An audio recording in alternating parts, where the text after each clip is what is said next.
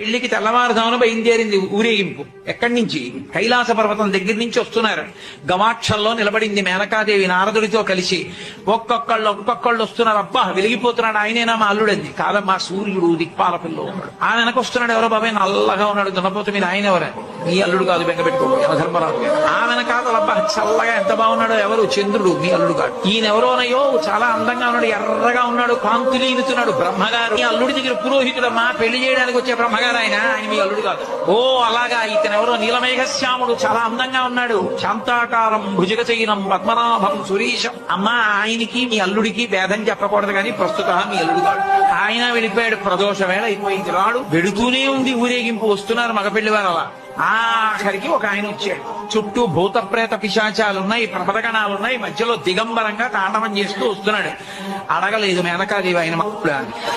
నారదుడే చెప్పాడు, ఆయనే మీ అల్లుడమ్మా.